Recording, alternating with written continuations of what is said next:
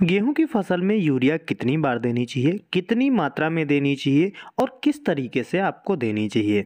अगर आप अपनी गेहूं की फसल में यूरिया की मात्रा सही ढंग से देते हैं तो आपकी फसल काफ़ी अच्छी हरी भरी रहेगी, ग्रोथ भी काफ़ी अच्छी करेगी। लेकिन इसके विपरीत अगर आप यूरिया का जो प्रयोग है सही ढंग से नहीं करते हैं, मात्रा कम या ज़्यादा कर देते हैं तो आपकी फसल को नुकसान हो सकता है।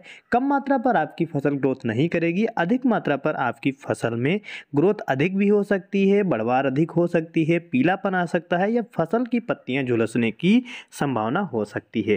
तो इसके बारे में आपको जानकारी होनी चाहिए कि गेहूं की फसल में हमें यूरिया कितनी बार देनी चाहिए, कितनी मात्रा देनी चाहिए और किस तरीके से आपको प्रयोग करना चाहिए। वीडियो को कर दीजिए लाइक, चैनल को सब्सक्राइब कर घंटी के निशान को दबा लें ताकि अगला वीडियो सबसे पहले आपको देखने को मिल सके। मैं हूं धीरेन्द्र और आप देख रहे हैं एग्री ग्रो यूट्यूब चैनल। हम आज आपको बताएंगे कि गेहूं की फसल में आपको यूरिया कितनी बार कितनी मात्रा में देनी चाहिए। ऐसा नहीं है कि सेम मात्रा में आपको हर बार देनी है या फिर आपको मात्रा ज़्यादा बढ़ाकर घटाकर देनी है। तो इसके बारे में आपको जानकारी होने की ज़रूरत होती है। सबसे पहली जो आपको यूरिया देनी रहती है, अगर आप बुआई से पहले लास्ट जुताई के समय बेसल खुराक में यूरिया देते हैं तो करीब 35 किलोग्राम प्रति एकड़ के हिसाब से आपको यूरिया देनी चाहिए। अच्छी दानेदार फार्म में देनी चाहिए। उसमें आपको जो लास्ट जुताई करनी है पहले यूरिया दे देनी है, बाद में आपको बीज डालना है। ऐसा नहीं करना चाहिए कि बीज के साथ में आपको यूरिया देनी चाहिए। बीज के साथ में अगर आप यूरिया देते हैं तो आपके बीज को नुकसान हो जाता है।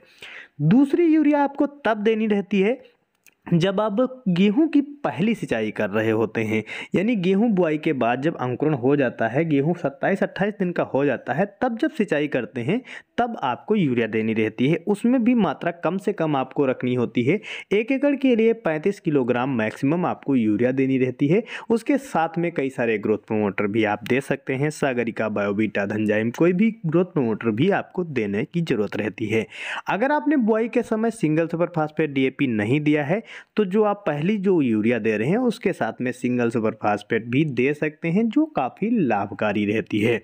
तीसरी यूरिया आपको तब देनी चाहिए जब आपकी फसल तीसरी बार यानी दूसरी बार सिंचाई के योग्य हो जाए।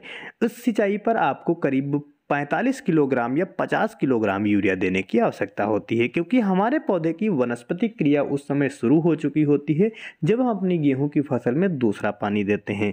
अगर उस समय यूरिया हम कम देते हैं तो हमारे पौधे का विकास अच्छे से नहीं हो पाता है, जरूरी पोषक तत्व उसको नहीं मिल पाते हैं, फोटोसिंथेसिस अच्छे से नहीं होता है, जिससे हरियाली भी कम रह जाती है।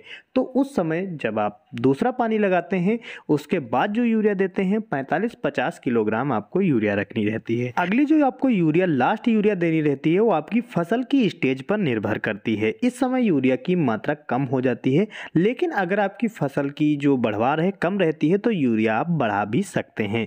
इसमें आप 35, 40 या 50 किलोग्राम ऐसे ही समथिंग रख सकते हैं जिस हिसाब से आपकी फसल की हाइट हो। अगर हाइट अधिक है तो आपको कम यूरिया रखनी है, अगर हाइट कम है तो आपको अधिक यूरिया रखनी है। इसी समय अगर आप चाहें तो स्प्रे भी कर सकते हैं, लेकिन पोटास की पूर्ति आपको जरूर करनी चाहिए। अगर आप फास्फोरस 05234 जो NPK आती है, फास्फोरस और पोटास की पूर्ति के लिए स्प्रे करते हैं तो अच्छी रहती है, या फिर यूरिया और पोटास आपको देनी चाहिए। तो इस तरह से आप अपनी गेहूं की फसल में यूरिया का सही ढंग से प्रयोग करके अच्छा लाभ ले सकते हैं। जानकारी अच्छी लगी हो तो वीडियो को लाइक, शेयर करें, चैनल को सब्सक्राइब करें।